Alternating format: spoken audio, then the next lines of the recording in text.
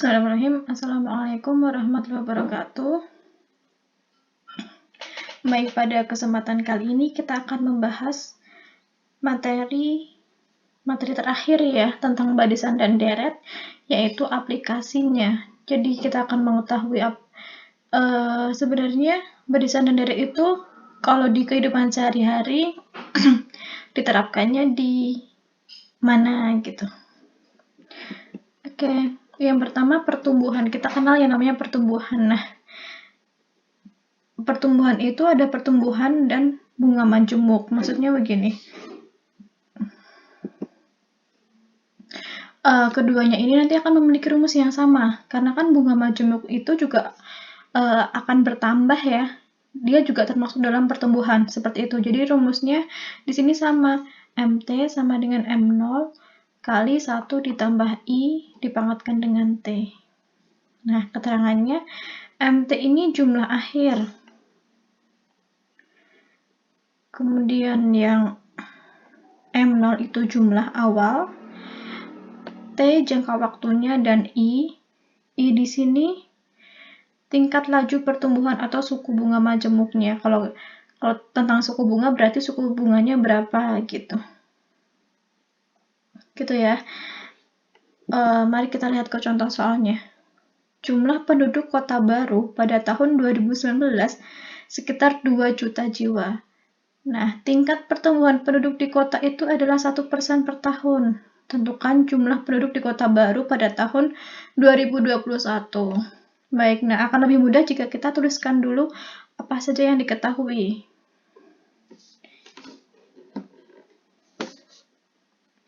Yang pertama kita tahu apa dulu? 2 juta jiwa ini ya, ini sebagai M0-nya, jumlah awal.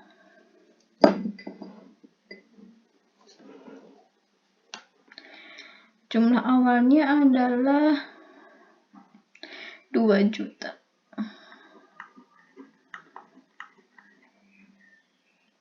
Tingkat pertumbuhan berarti I-nya 1%. Nah, kita rubah dalam bentuk desimal. 1% itu 1/100. Jadi sama dengan 0,01. Kemudian waktunya berapa tahun? Dari tahun 2019 sampai tahun 2021. Berarti ada 2 tahun. Gitu ya. Setelah kita data yang diketahui, kita masukkan ke rumusnya. Tuliskan dulu rumusnya. MT sama dengan M0 kali 1 ditambah I pangkat T. M0-nya adalah 2 juta dikalikan 1 ditambah I-nya adalah 0,01 pangkatkan T pangkat 2. Itu. Nah, kita hitung nih yang di dalam kurung. Ini 2 juta tetap, 1 tambah 0,01 itu 1,01 dipangkatkan 2. Berarti 2 juta dikali ini 1,01 pangkat 2. Itu nilainya adalah 1,0201. Nah, barulah kita kalikan. Hasilnya adalah 2040200 jiwa. Jadi pada tahun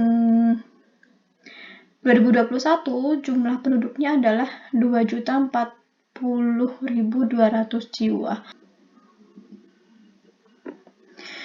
Nah, dengan adanya ini kita jadi bisa memprediksi tahun misalkan 5 tahun yang akan datang itu jumlah penduduknya akan berapa. Itu bisa kita prediksi dengan memanfaatkan deret seperti ini. Gitu ya. Yang selanjutnya. Oh ya, ini berlaku juga untuk bunga majemuk ya.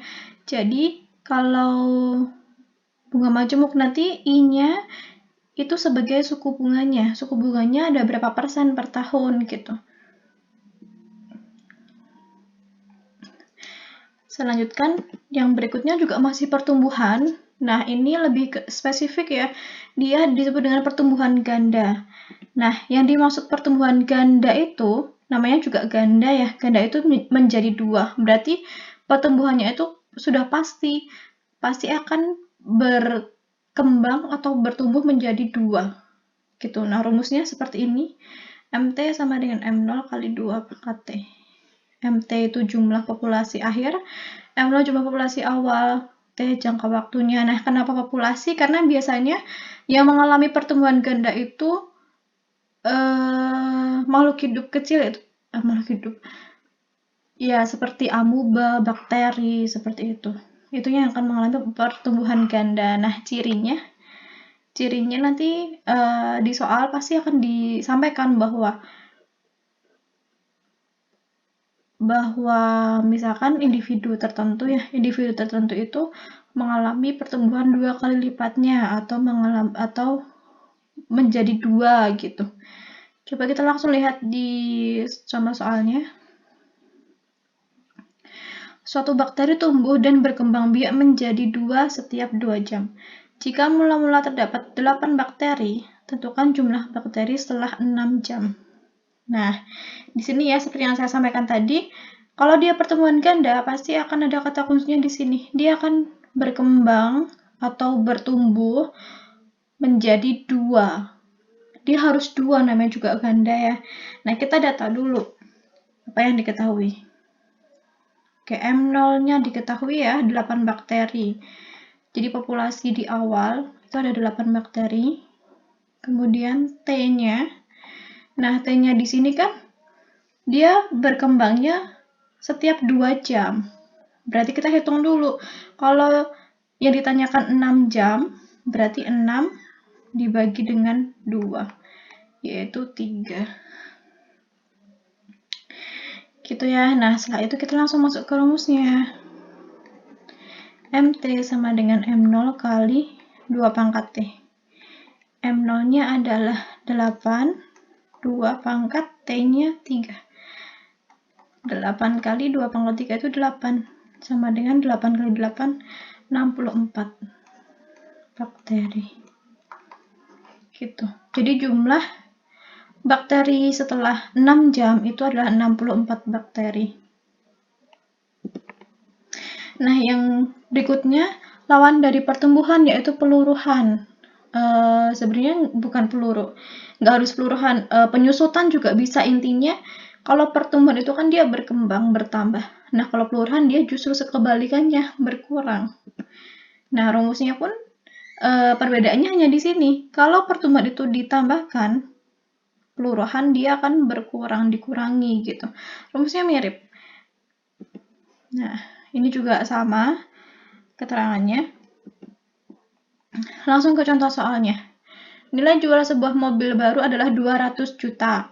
Jika nilai jual sebuah mobil mengalami penyusutan 3% per tahun, berapa nilai jual mobil setelah 3 tahun? Nah, kita tahu ya kalau mobil itu dia mengalami penyusutan atau pengurangan harga jual. Gitu. Nah, berarti ini kita menggunakan rumus yang peluruhan atau penyusutan. Oke, kita data dulu yang diketahui. Yang pertama, nilai jual sebuah mobil.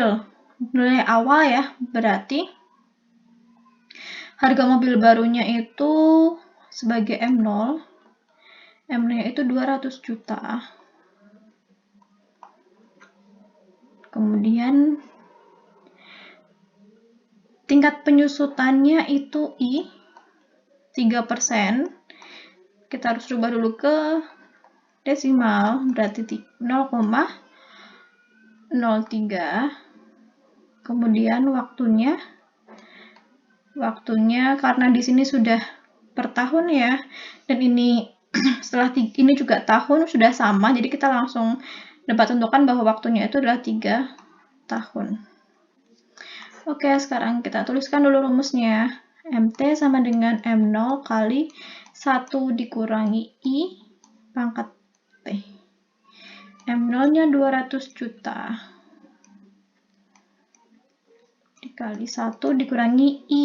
I-nya adalah 0,03 pangkat 3. Kita hitung dulu yang di dalam kurung. 200 juta, 1 dikurangi 0,03 itu adalah 0,97 pangkat 3. Nah, kalau seperti ini kalian bisa menggunakan kalkulator ya. 0,97 dipangkatkan 3 itu hasilnya adalah, tadi saya sudah hitung, 0,912673. Nah, hasil akhirnya sama dengan 182.534.600 gitu. Jadi harga jual mobil itu setelah 3 tahun adalah 182.534.600 rupiah gitu. Nah, jadi yang membedakan dengan pertumbuhan tadi ya, jadi di rumusnya itu jelas beda, bertambah sama berkurang. Intinya nanti kalau kalian ketemu soal misalkan di sini nggak ada istilah penyusutan atau istilah atau pertumbuhan atau peluruhannya, pertumbuhan, peluruhan atau penyusutannya tidak tertulis dengan jelas, intinya kalian sedikit main logika. Misalkan ini mobil, mobil itu dia tiap tahun harganya akan turun, berarti dia penyusutan gitu. Terus misalkan nanti emas itu kan tiap tahun relatif naik ya, berarti itu nanti maksudnya sebagai pertumbuhan gitu. Jadi kalian sudah bisa membedakan kapan kasus itu termasuk pertumbuhan dan kapan termasuk peluruhan